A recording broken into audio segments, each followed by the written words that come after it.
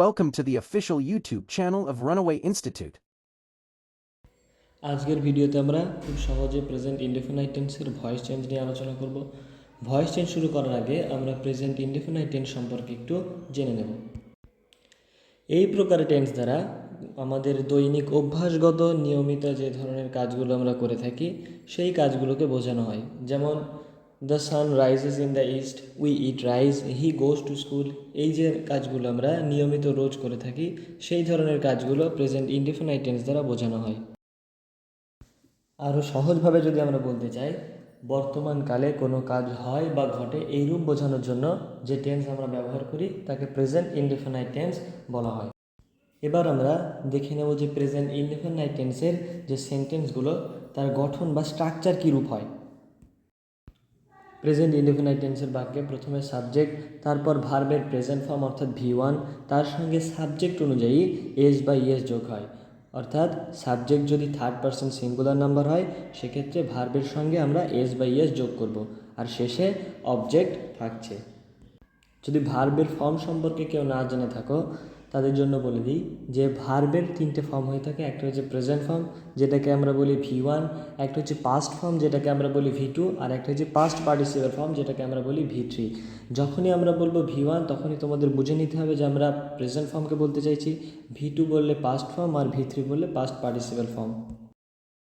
আমাদের present indefinite টেন্সের ক্ষেত্রে আমরা V1কে ব্যবহার করছি। এইবার এই V1-এর সঙ্গে এস বা ইএস কখন যোগ হবে না, যদি আমাদের সাবজেক্ট থার্ড পারসন আর সিঙ্গুলার নাম্বার হয়। থার্ড পারসন বলতে কি না, আমরা জানি ফার্স্ট পারসন হচ্ছে আমি আমরা অর্থাৎ আই আর উই, সেকেন্ড পারসন তুমি তোমরা ইউ, আর ফার্স্ট আর সেকেন্ড পারসন বাদ দিয়ে বাকি সব থার্ড পারসন। আর সিঙ্গুলার নাম্বার অর্থাৎ এক বচন বোঝালে আমরা এস বা ইএস যোগ করি। এইবার আমরা সরাসরি চলে যাব ভয়েস চেঞ্জের ক্রস নিয়মে, অর্থাৎ প্রেজেন্ট ইনডেফিনাইট টেন্সের অ্যাক্টিভ টু প্যাসিভ কীভাবে রূপান্তরিত করব। ক্রস নিয়ম কি না, ক্রসের মতো সাবজেক্ট চলে যাবে অবজেক্টের জায়গায়, অবজেক্ট চলে যাবে সাবজেক্টের জায়গায়, এবং V1 অর্থাৎ প্রেজেন্ট ফর্মটা চেঞ্জ হয়ে V3 বা পাস্ট পার্টিসিপল ফর্মে রূপান্তরিত হবে।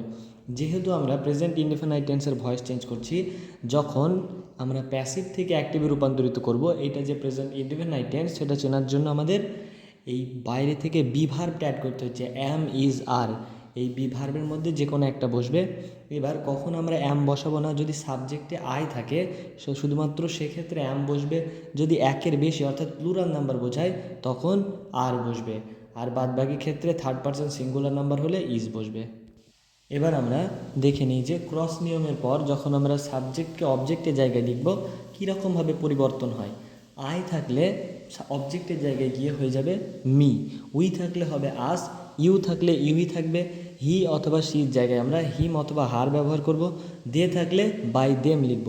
আর যদি কোনো ব্যক্তির নাম থাকে সেই নামটিই বসে যাবে, যেমন রাম, শ্যাম, এই সমস্ত নামের ক্ষেত্রে কোনো পরিবর্তন হয় না। কেবলমাত্র যেগুলো পরিবর্তন হয় সেগুলো উপরে দেখানো হলো, এইগুলো একটু মনে রাখতে হবে। এইবার আমরা সরাসরি একটি উদাহরণের মাধ্যমে বিষয়টা আরও সহজভাবে বুঝে নিই। উদাহরণে আমাদের কি দেওয়া আছে না, অ্যাক্টিভে দেওয়া আছে হি রিডস আ বুক। এখানে যেহেতু he third person singular number তাই রিডের সঙ্গে আমরা এস যুক্ত করেছি। এইবার ক্রস নিয়ম অনুযায়ী আমরা কি করব না, সাবজেক্টকে অবজেক্টের জায়গায় পাঠাবো আর অবজেক্টকে সাবজেক্টের জায়গায় পাঠাবো। তাহলে এ বুকটা সাবজেক্টের জায়গায় চলে গেল, আর হি অবজেক্টের জায়গায় গিয়ে বাই হিম হবে। আমরা একটু আগেই দেখলাম যে কিভাবে পরিবর্তন হয়। যেহেতু রিডের ভার্বের তিনটে ফর্মে রিডই থাকে, অর্থাৎ প্রেজেন্ট, পাস্ট আর পাস্ট পার্টিসিপেলে কোনো পরিবর্তন হয় না, তাই রিডের V3 রিডই থাকছে। এইবার এ বুক যেহেতু থার্ড পারসন সিঙ্গুলার নাম্বার তাই প্রেজেন্ট টেন্সের বি ভার্বে আমরা ইজ ব্যবহার করেছি, অর্থাৎ a book is read by him হবে। আশা করি ক্রস নিয়মের মাধ্যমে ভয়েস চেঞ্জটি বোঝা গেছে। এবার আমরা প্রেজেন্ট ইনডেফিনাইট টেন্সের অ্যাক্টিভ থেকে প্যাসিভের কয়েকটি রূপান্তর দেখে নিই। এই রূপান্তরগুলিতে এক্সট্রা যেগুলো আমরা অ্যাড করেছি প্যাসিভ থেকে অ্যাক্টিভের ক্ষেত্রে সেগুলো শুধুমাত্র বাদ দিয়ে দিতে হবে। আজকের ভিডিওতে আমরা প্রেজেন্ট ইনডেফিনাইট টেন্সের ভয়েস চেঞ্জ নিয়ে আলোচনা করলাম। পরবর্তী ভিডিওতে আমরা প্রেজেন্ট কন্টিনিউয়াস টেন্সের ভয়েস চেঞ্জ নিয়ে ডিটেলস আলোচনা করব। ভিডিওটি ভালো লাগলে অবশ্যই ভিডিওতে একটি লাইক এবং চ্যানেলটি সাবস্ক্রাইব করবে।